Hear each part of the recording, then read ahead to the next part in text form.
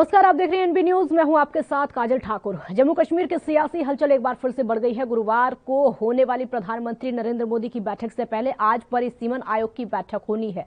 बुधवार को जम्मू कश्मीर के लिए गठित परिसीमन आयोग की अध्यक्ष, आपको बता दें कि सुप्रीम कोर्ट के रिटायर्ड जज रंजना प्रकाश देसाई और मुख्य चुनाव आयुक्त सुशील चंद्रा सभी जिलों के डिप्टी कमिश्नर के साथ में मीटिंग करेंगे और ये मीटिंग वर्चुअल ही होगी और इसमें परिसीमन को लेकर इकट्ठे किए गए डेटा पर चर्चा होगी। इससे पहले मंगलवार को गुपकार गुट के नेताओं की बैठक हुई थी। उन्होंने प्रधानमंत्री मोदी के निमंत्रण को स्वीकार किया था। 24 अप्रैल को प्रधानमंत्री मोदी ने बड़ी बैठक जिस तरीके से पहले बुलाई गई थी, आपको ये बता दें कि 24 जून को इस बार बड़ी बैठक बुलाई गई है। 24 जून की जो तारीख डिसाइड की गई है, हालांकि पहले ऐसा कभी हुआ नहीं था। 370 के बाद से ये बड़ी बैठक बुलाई गई है और इस बैठक में जम्मू कश्मीर के नेताओं को भी आमंत्रित किया गया है। पीएम के साथ मीटिंग में विधानसभा चुनावों को लेकर चर्चा होने की संभावना है। ऐसे में आयोग के ऊपर भी जल्द से जल्द अपना काम पूरा करने की जिम्मेदारी है। जम्मू कश्मीर के सभी 20 जिलों के डिप्टी कमिश्नर ने पहले ही परिसीमन आयोग को एक प्रोविजनल डेटा भेज दिया है और आयोग एक ड्राफ्ट मैप बनाने पर काम कर रहा है, जिसको दावे आपत्ति पर पब्लिक डोमेन में रखा जाएगा। चुनाव से पहले चुनाव आयोग भी जम्मू कश्मीर के इलेक्टोरल रोल पर काम कर रहा है। परिसीमन 2011 की जनगणना पर आधारित होगा, लेकिन आयोग ने जिले के डिप्टी कमिश्नरों को डेमोग्राफिक पैटर्न और जेंडर डेटा के आधार पर डेटा अपडेट करने को कहा है। आपको बता दें कि लद्दाख से अलग होने के बाद केंद्र शासित प्रदेश से राज्य बनाए जाने की प्रक्रिया में जम्मू कश्मीर विधानसभा को 7 और सीटें मिलने के आसार बन रहे हैं। इससे राज्य की जो प्रस्तावित विधानसभा है उसमें पहले की 83 सीटों के मुकाबले 90 सीटें हो सकती हैं। अनुच्छेद 370 और 35A को निरस्त करने से पहले का अगर आपको बता दें तो जम्मू कश्मीर विधानसभा में कुल 87 सीटें थीं। इसमें जम्मू कश्मीर से 37 सीटें, कश्मीर से 46 सीटें और लद्दाख से 4 उम्मीदवार आते हैं। जब 5 अगस्त 2019 को लद्दाख को अलग केंद्र शासित प्रदेश बनाया गया, तब जम्मू कश्मीर विधानसभा की कुल जो संख्या थी वो घटकर 83 हो गई। तो जम्मू कश्मीर में विधानसभा क्षेत्र के नए सिरे से सीमांकन यानी जो प्रक्रिया है अगर वो जारी है तो इस सिलसिले में 2011 की जनगणना को आधार बनाकर काम को आगे बढ़ाया जा रहा है। निर्वाचन आयोग और सीमांकन आयोग के उच्च पदस्थ सूत्रों के मुताबिक 2011 की जनगणना में इस क्षेत्र की घाटी की आबादी जो है 68,88,475 और जम्मू कश्मीर की 83,78,538 है और इस आबादी के तहत जम्मू संभाग में विधानसभा की 36 और घाटी में 47 सीटें थी। लेकिन उस वक्त की जो आबादी थी, आबादी और विधानसभा हल्के का निर्धारण मनमाने अनुपात में था। तो आपको बता दें कि जिस तरीके से वहां पर चर्चाएं चल रही है, जिस तरीके से इन चर्चाओं को आगे बढ़ाया जा रहा है, अब विधानसभा चुनावों को लेकर भी चर्चा हो सकती है। लेकिन उससे पहले जो जम्मू कश्मीर के नेता हैं उनका पाकिस्तान प्रेम साफ तौर पर दिखाई दे रहा है, जो कि महबूबा मुफ्ती के बयान से सामने आ चुका है। किस तरीके से पाकिस्तान प्रेम उनका अभी भी जिंदा है।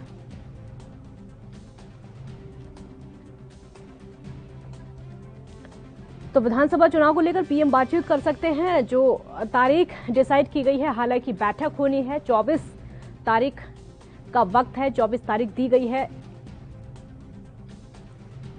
कल को अगर ये बैठक होती है तो उससे पहले जो महबूबा मुफ्ती की तरफ से बयान दिया गया है, उन्होंने साफ कहा है कि पहले केंद्र सरकार को पाकिस्तान से बात करनी होगी।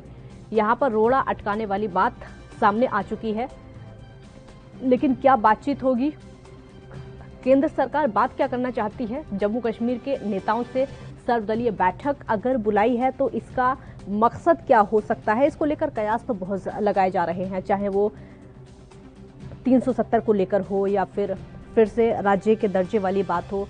हालांकि 370 का फैसला एक बार हो चुका है, उसमें कोई भी संशोधन की उम्मीद अब तो फिलहाल नहीं है।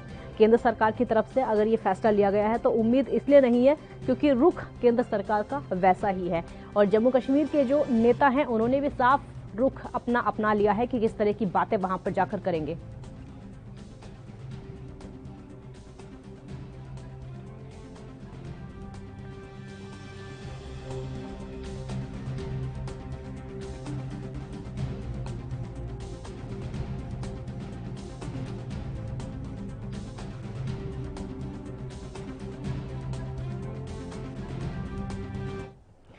इस मुद्दे पर चर्चा करने के लिए हमारे साथ आरबी उपाध्याय वरिष्ठ पत्रकार जुड़ गए हैं। बहुत बहुत स्वागत है आपका। अरविंद विद्रोही राजनीतिक विश्लेषक इस समय जुड़ चुके हैं, आपका भी बहुत बहुत स्वागत है। अरविंद जी, पहला सवाल मेरा आपसे ही होगा, क्योंकि जम्मू कश्मीर में इस समय जो भी चल रहा है, भले ही बैठक प्रधानमंत्री मोदी की तरफ से रखी गई है, उसके बाद महबूबा मुफ्ती का बयान आना कि पहले केंद्र सरकार को पाकिस्तान से बातचीत करनी चाहिए, उसके बाद हम बैठक में जाएंगे। इन सारे घटनाक्रम को देखते हुए आपको क्या लगता है, जो बैठक होनी है क्या उसमें हो सकता है?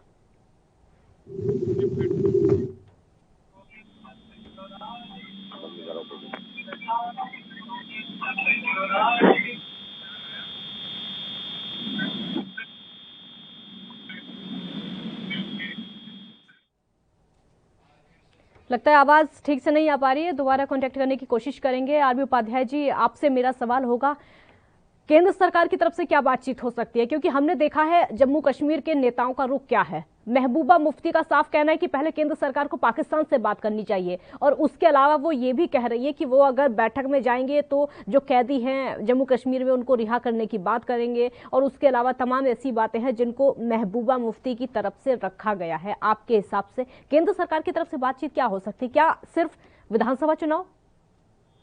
देखिए, केंद्र की वहाँ विधानसभा चुनाव हो और जो अटकलें हैं उन पर विराम लगे थे। और रहा महबूबा मुफ्ती का, देखिए महबूबा मुफ्ती पहले से ही आतंकवाद प्रेम उनका दिखता रहा है, पाकिस्तान प्रेम उनका दिखता रहा है। और मैं तो ये मानता हूँ कि अगर कश्मीर में अशांति रही है, हिंसा रही है, उसके पीछे भी महबूबा मुफ्ती जैसी नेताओं का हाथ है। वो आज भी ये कहती हैं कि जो कैदी हैं उनको भी छोड़ दिया। अरे जिन लोगों ने मिलिट्री के ऊपर पत्थर बरसाए हैं, गोले बरसाए हैं, लोगों की खून की होली खेली है, उन लोगों को कैसे छोड़ दिया जाएगा? तो ये लोग अपने अपने पहले छोड़ा गया था, पत्थरबाजों को एक बार छुड़ाया गया, उसके बाद आपने देखा होगा वहाँ फिर से अशांति हुई। तो ये सब चीजें किसी से छुपी नहीं है। और अब 370 खत्म हो चुकी है। ये मान लेना चाहिए कि वो किसी भी कीमत पर कोई भी सरकार वो 370 बहाल नहीं कर सकती। ये बात अलग है कि देखिए कहीं ना कहीं अस्तित्व का संकट चाहे महबूबा मुफ्ती है या फारूक अब्दुल्ला है, इन सबके सामने भी है। लेकिन फारूक अब्दुल्ला की भाषा फिर भी संयमित होती है। महबूबा मुफ्ती तो खुल्लम खुल्ला पाकिस्तान का और जो आतंकवादी हैं, दहशतगर्द हैं, उन्हीं का सपोर्ट कर।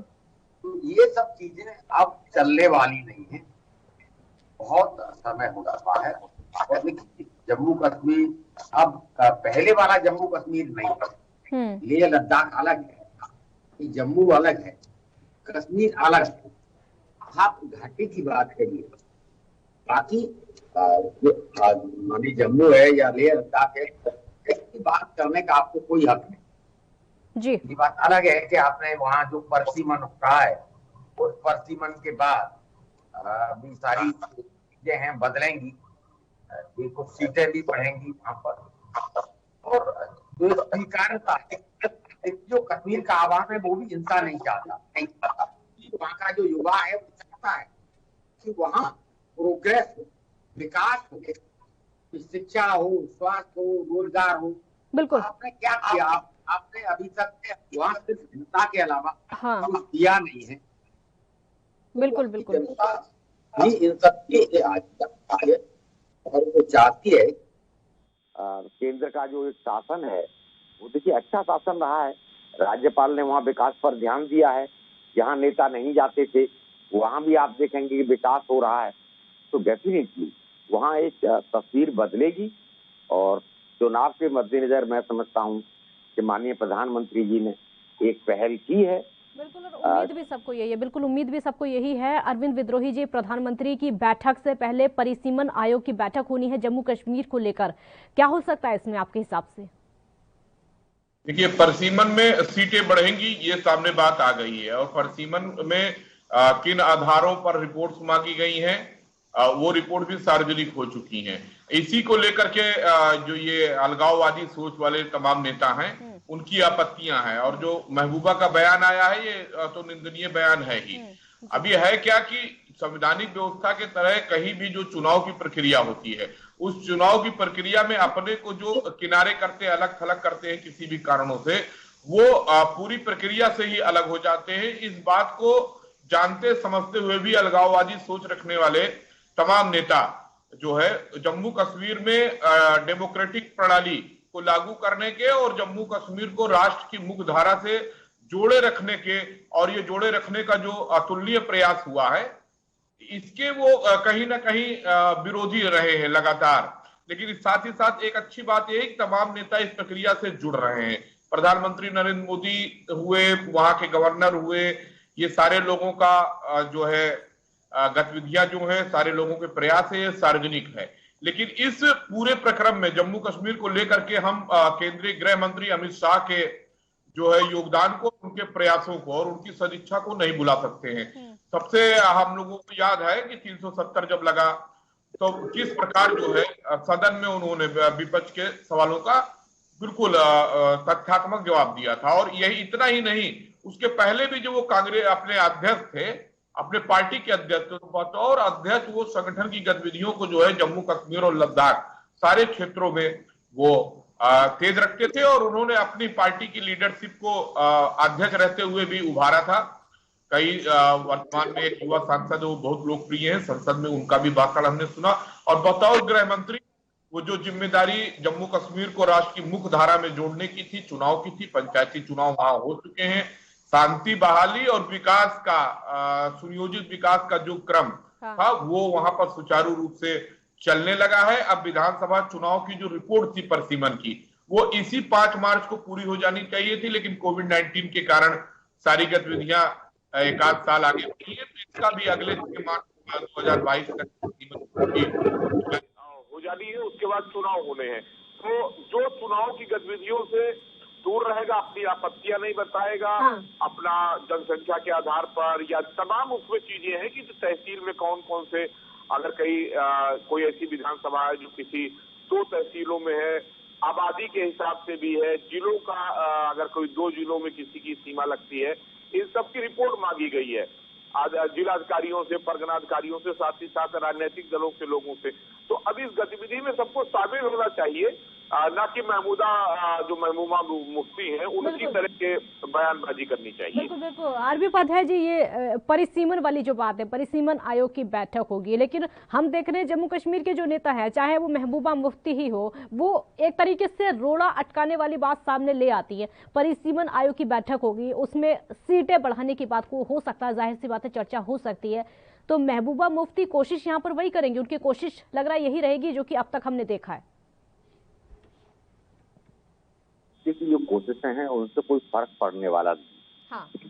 आपने देखा होगा कि 370 से हटाई गई तो उन्होंने कहा था कि भी कोई झंडा थामने वाला नहीं होगा, तो महबूबा मुफ्ती को थामने वाला कोई नहीं मिला। उन्हें जरूर एक्चुअल में अलग थलग वो पड़ गई, उसका कहीं कोई असर देखने को नहीं मिला था।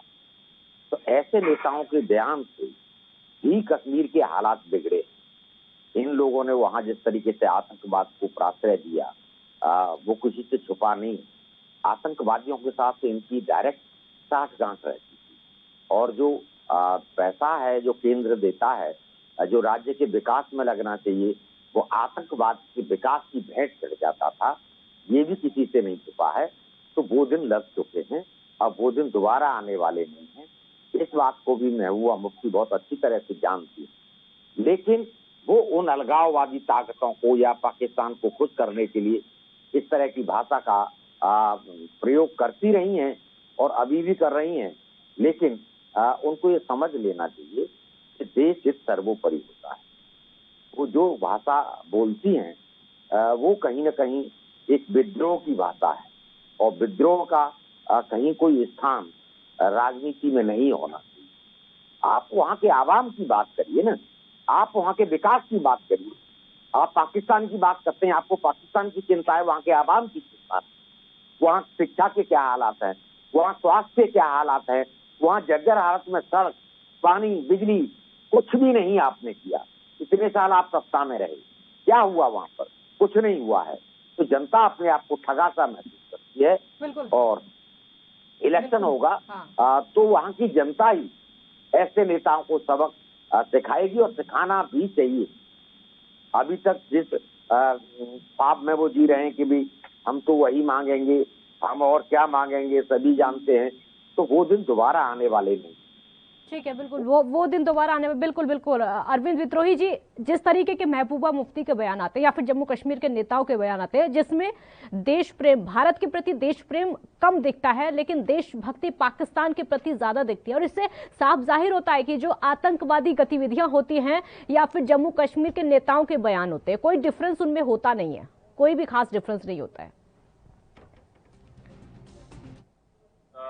तमाम नेताओं के बयान जो है पाकिस्तान परस्ती के होते हैं, सभी के नहीं होते हैं। और अभी पता नहीं, शायद मुझे लगता है महबूबा जी ये भूल गई कि पीओके अभी अधूरा, पीओके जो है वो भारत का जो हिस्सा है उसको अभी पूरी तरह से हम ले नहीं पाए हैं, और वो लिया ही जाएगा।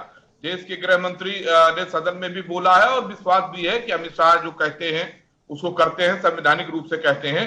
तो अगर बहुत चिंताओं का ढेर अगर पाकिस्तान के प्रति जिन लोगों को भी है, महबूबा सहित, उनको ये सोचना चाहिए और ध्यान रखना चाहिए कि अभी तो अखंड भारत की जो परिकल्पना है, जो हमारा कश्मीर है जो पाकिस्तान ने गलत तरीके से कब्जा कर रखा है, वो भी भारत में शामिल होगा। अभी भी जम्मू कश्मीर की विधानसभाओं का जो चुनाव होता है तो उसमें पीओके जो है उसकी सीटें हम ऐसे ही छोड़ देते हैं।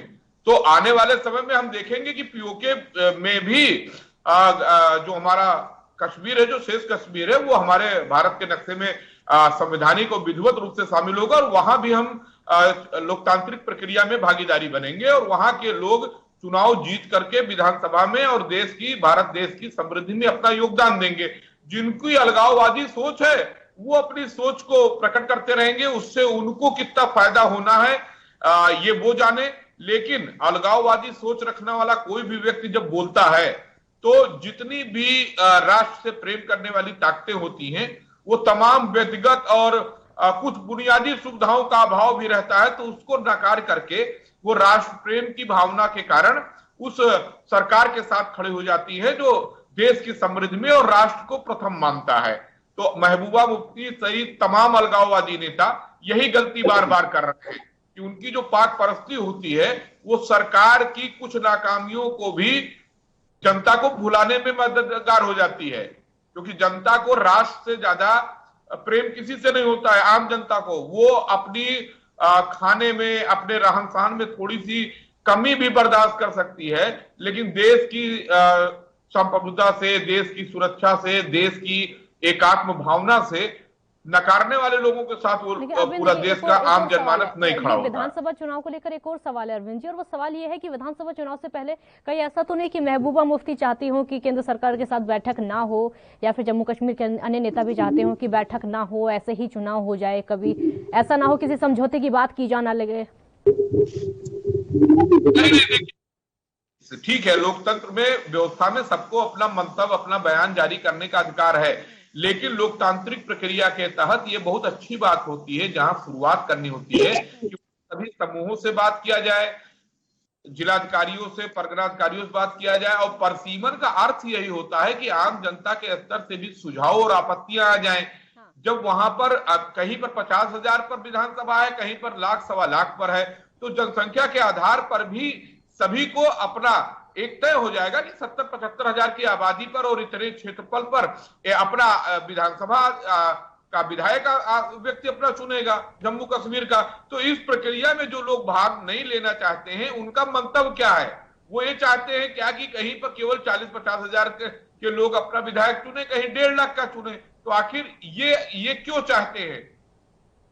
और जैसे अनुसूचित जात के लोगों का भी परसीमन में होना है वहां पर, तो क्या अनुसूचित जात SC/ST के विरोधी हैं महबूबा मुफ्ती सहित अलगाववादी लोग, जो ये नहीं चाहते हैं कि उनको जम्मू कश्मीर में प्रतिनिधित्व मिले? पूरे देश की मुख्य धारा से अगर जोड़ना है किसी भी प्रांत को, तो देश की सारी जो व्यवस्थाएं उस क्षेत्र में लागू होती हैं, और यही जो है भारत की सरकार, भारत के प्रधानमंत्री, देश के गृह मंत्री अमित शाह और वहां की पूरी लोकल बॉडी इसको कर रही है। इसमें जम्मू कश्मीर के सभी नेताओं का सहयोग मिलना चाहिए। और काजल जी, जो इस प्रक्रिया में भाग नहीं लेगा, हाँ। भले ही भाग लेते समय वो आपत्ति दर्ज कराए, हाँ। कि ये होना चाहिए, लेकिन जो अपने को किनारे करेगा वो नेपथ्य में चला जाएगा, जनता भी उसको पूरी तरह किनारे कर देगी। अभी भी महबूबा मुफ्ती की मुझे लगता है आंख नहीं खुली है कि जनता ने उनको कैसे नकारा। बिल्कुल बिल्कुल। तो जन जुड़ाव के लिए सबसे पहले जनता के हित की बात सोचनी चाहिए। जी आरबी उपाध्याय जी, जैसा कि अभी विद्रोही जी भी सही कह रहे हैं कि अभी महबूबा मुफ्ती की आंखें नहीं खुली है, किस तरीके से पब्लिक ने नकारा है उनको। देखिए, अब उनको बहुत अपना जो भविष्य अंधकार में नजर आने लगा है। अभी तक काजल देखेंगे कि जो जम्मू संभाग है, जम्मू के साथ इतना अन्याय किया गया कि अगर जम्मू में 1 लाख की आबादी पर एमएलए है, लेकिन घाटी में आप देखेंगे कि 10,000 की आबादी पर एक एमएलए चुन के आ रहा है। जानबूझकर उन्होंने घाटी में ज्यादा सीटें रखी और घाटी में ही जितने भी अलगाववादी नेता हैं या पार्टियां हैं, इनका आधार था। आप देखेंगे जम्मू में दूसरे जो दल हैं वो कहीं न कहीं आते थे, और वहां घाटी सिर्फ एक घाटी में भी सर्टेन कुछ जिले हैं जहां इस तरह के अलगाववादी और आतंकवादी गतिविधियां होती हैं, और बदनाम पूरा जम्मू कश्मीर होता था। लद्दाख की और जम्मू की बहुत परसीमन होगा। आप देखेंगे कि जम्मू में सीटें बढ़ेंगी क्यों, वहां ज्यादा आबादी के ऊपर एक एमएलए है, जबकि घाटी में आप देखेंगे कि कम आबादी के ऊपर। तो वो रेशो इसलिए बनाया गया था वर्चस्व तो कायम रहे घाटी का, तो जिनका अस्तित्व चाहे वो पीडीपी है, चाहे वो दूसरी पार्टियां हैं, इनका अस्तित्व घाटी में है। घाटी से बाहर आप देखेंगे लेह लद्दाख या जम्मू को उनका आधार नहीं था। तो ये अन्याय किया गया जम्मू के साथ और लेह लद्दाख के साथ। इसी का परिणाम है कि वहां असंतोष था। वो लोग चाहते थे कि भी हमें बिल्कुल अलग स्टेट का दर्जा दिया जाए और हमें इनके साथ न घसीटा जाए, और उनकी जो इच्छा थी वो उनका सम्मान किया है सरकार ने और अलग अलग बांट दिया गया। अब वो अपना विकास कर सकते हैं। अब राजनीतिक दल हैं, राजनेता हैं, जम्मू कश्मीर के रहनुमा बनने की कोशिश करते हैं, जिन्होंने कि जम्मू कश्मीर को जहन्नुम में पहुंचा दिया, उनसे उनको मुक्ति मिली है। तो बहुत सारी चीजें बदलेंगी और महबूबा मुफ्ती को ये सब दिखाई देता है, इसलिए वो आज भी अलगाववादी राज तोड़ती नहीं है, जबकि उन्हें ये समझ लेना चाहिए कि वो दिन अब खत्म हो चुके हैं। और अंतोगत्वा उन्हें देखिए, कोई भी चीज है, आज भी वो कह रही है कि हम वही मांग करेंगे, स्पेशल स्टेट का दर्जा भी क्यों मांग करेंगे। आप कौन है एक्चुअली? आप अगर आपको अपने ऊपर भरोसा है तो आप चुनाव में आइए। जनता आपको, अगर आपने अच्छे काम किए हैं, विकास किया है, तो आपको चुनेगी। और एक और डर है कि अगर ये इलेक्शन में नहीं आती है काजल, तो अस्तित्व का संकट हो जाता। एक बार या 2 बार आप इलेक्शन नहीं लड़ेंगे तो दूसरी पॉलिटिकल पार्टियां हैं, वो आपका जो पॉलिटिकल स्पेस है वो ऑक्यूपाई कर लेंगी। तो वो एक बार अगर वो शिफ्ट हो जाता है तो दोबारा नहीं मिलता है। तो अब ये लोग एक्सपोज हो चुके हैं। अभी तक जो करते रहे हैं वो अंदरूनी, लेकिन अब वो सब चीजें पब्लिक डोमेन में आ चुकी हैं। तो बहुत सारी चीजें हैं, धीरे धीरे इनकी भी मनस्थिति बदलेगी और जो वास्तविक स्थिति है उस बात को वो समझ रहे हैं। इन्हें अपने अस्तित्व का संकट नजर आता है। अभी तक जो इनका अस्तित्व था, तो इसलिए प्रधानमंत्री जी की मीटिंग में भी अटेंड करेंगे और अपने स्टैंड पे भी कायम रहेंगे। लेकिन ये स्टैंड अब बहुत ज्यादा दिन चलने वाला नहीं है। जो विकास की बात करेगा, जो सबके विकास की बात करेगा, सबके साथ की बात करेगा, उसी को जनता चुनेगी। ऐसे नेताओं को बहुत लंबे समय तक राजनीति में सक्सेस होते नहीं देखा जा सकता और होना भी नहीं चाहिए। मैं तो कहता हूँ जनता को ही ऐसे नेताओं को सबक सिखाना चाहिए। बिल्कुल बिल्कुल सबक सिखाना चाहिए। आपकी बात को आगे बढ़ाऊंगी विद्रोही जी, जैसा कि अभी आरबी जी भी कह रहे हैं कि इसी बात को आगे बढ़ाते हुए कि पब्लिक अब सबक सिखाएगी, क्योंकि हमने देखा है महबूबा मुफ्ती की जो बातों में प्रेम होता है वो ना तो भारत के लिए होता है, ना ही जम्मू कश्मीर की पब्लिक के लिए होता है। सिर्फ और सिर्फ पाकिस्तान का प्रेम दिखाई देता है। और हमने ये भी देखा कि जिस दिन से केंद्र सरकार की तरफ से न्योता दिया गया, कई दिन का वक्त बीच में लगा, लेकिन स्पष्ट अभी तक ये नहीं किया गया था कि वो लोग मीटिंग में पहुंचेंगे या फिर नहीं पहुंचेंगे, कितने दिन मीटिंग में पहुंचेंगे या फिर नहीं पहुंचेंगे। उसके बाद अचानक से कल मीटिंग होती है फारूक अब्दुल्ला के घर पर, तब जाकर ये बयान सामने आता है कि आप पहले पाकिस्तान से बात करिए। तो लग ये रहा है कि जो बीच का समय था, ये इस बीच में पाकिस्तान से बातचीत उनकी चल रही थी कि हम क्या बोले वहां पर ताकि पाकिस्तान खुश हो जाए।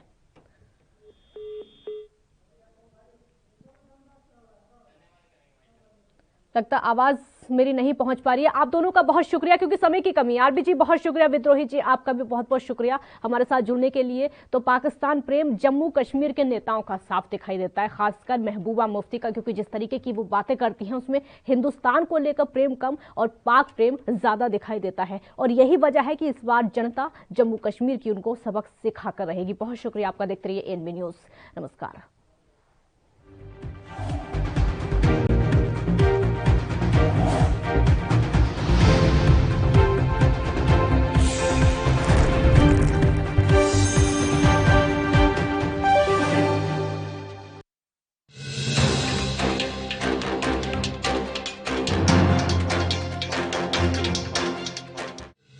जम्मू कश्मीर की तकदीर को लेकर कल दिल्ली में होगी सर्वदलीय बैठक। पीएम नरेंद्र मोदी खुद करेंगे मीटिंग की अध्यक्षता। जम्मू कश्मीर के 14 नेताओं ने दिल्ली आने पर जताई सहमति, लेकिन महबूबा के पाक प्रेम के बाद बिफरे बीजेपी नेता। अफगानिस्तान को लेकर पाकिस्तान का नया पैंतरा आया सामने। पाकिस्तानी पीएम इमरान खान ने कहा, हमें कोसने से बाज आया अफगानिस्तान। अफगानिस्तान से इस साल 11 सितंबर तक अमेरिकी सेना के वापस चले जाने का है करार, जिस पर टिकी है सबकी नजर। शरद पवार के घर विपक्ष के जुटने पर शुरू हुई सियासी कानाफूसी। रामदास अठावले ने कसा तंज, बोले जितने मोर्चे बना लो, पीएम नरेंद्र मोदी ही रहेंगे नंबर 1। कोई नहीं ऐसा जो कर सके मोदी से सीधा मुकाबला। योगी ने 2022 के एजेंडे पर बनाया रोड मैप। देर रात तक चली मैराथन मीटिंग में 300 पार का दिया नारा। बीजेपी के राष्ट्रीय महासचिव अरुण सिंह ने कहा, अच्छा काम कर रहे हैं सीएम योगी आदित्यनाथ। बीएल संतोष और राधा मोहन सिंह की मौजूदगी में हुई कोर कमेटी की बैठक। एलजेपी में फूट के बाद जेडीयू पर निशाना। पोस्टर में चिराग को बताया गया हीरो। बिहारी फिल्म और बिहारी चक्रव्यूह के नाम से जारी किए गए पोस्टर। नीतीश कुमार को बताया गया है इस फिल्म का निर्देशक। ललन सिंह को कहा गया है मुखबिर। सूरज भान सिंह को बताया विलेन, तो पशुपति पारस को कहा मोहरा।